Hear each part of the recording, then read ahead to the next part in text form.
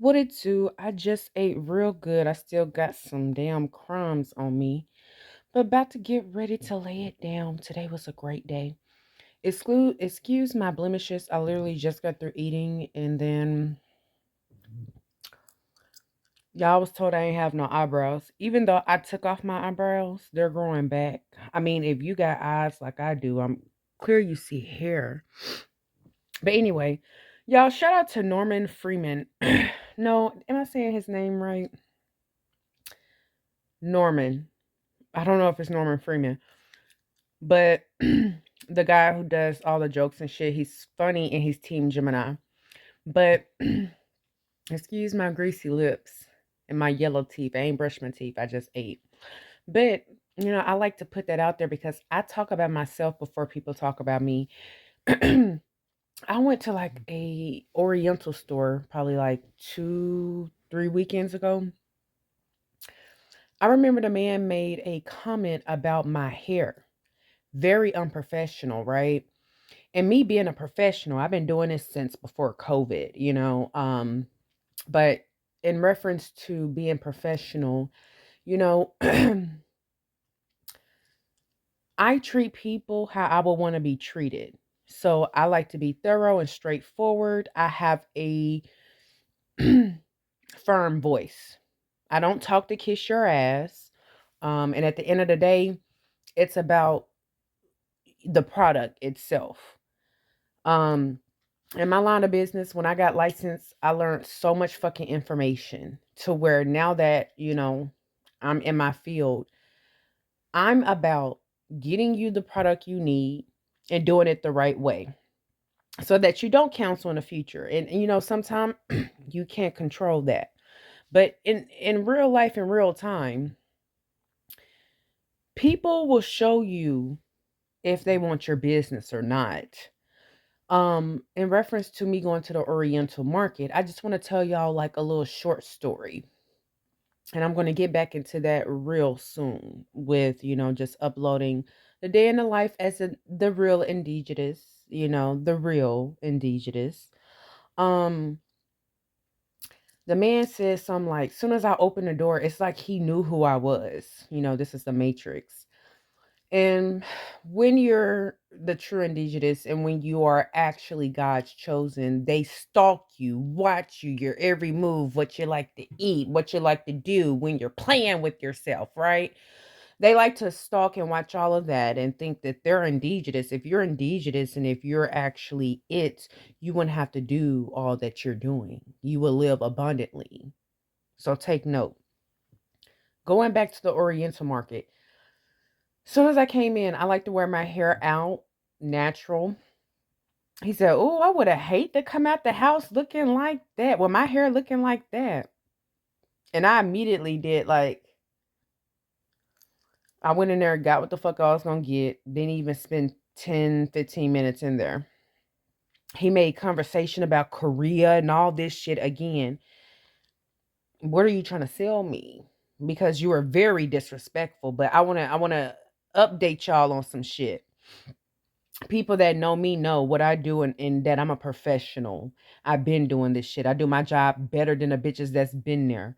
I actually read the disclosures. I go through the shit I'm supposed to go through for the audits. And the little shit I miss, it is what it is. But at the end of the day, it's about a point system. So when you're not in my field in corporate America, when you do what I do, you can't miss a whole bunch of stuff.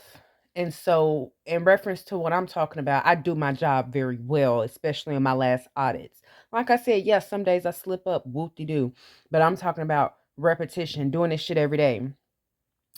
The fact that I'm here to help service you and you want to, feel like you're offended or you want to feel like I'm unprofessional for one. Okay, y'all, so my phone cut off. I got to delete some storage or whatever in videos. But yeah, that's a personal problem when you want to sit up here and make things personal. Have you heard of that story? It's nothing personal, just business. So when I'm giving you a rundown of me actually being disrespected, because as a black woman in corporate America and our hair and how we look, blah, blah, blah, It was one point where we couldn't even wear colored wigs. And I know that because I've been working in corporate America, hell, before I even had a child. So, in reference to this shit, I'm giving you an example. Nobody is making fun of you. From me, I'm talking about from me when I service people. Nobody is making fun of you. Nobody is calling you out your name. Disrespect is on, like, this is what I learned a long time ago. Disrespect is how you make it. But in the corporate America world, did you know that narcissists have high paying jobs? I'm not saying that I am, but did you know that? That means we have cocky people in corporate America. We have assholes. If I haven't done anything to you personally, especially if I don't know you, you should be looking for a service. When you want to be argumentative and vindictive, that's showing that you're lacking something. I don't give two fucks about you. I want your money. And this is what I'm talking about. When that man disrespected me and said something about my hair, you don't crack a joke with somebody you don't know, especially if it's a joke about somebody's hair. Like, what if I cracked a joke about gay people and I didn't even know the person I was talking to was gay? Do you get it? That's a great comparison.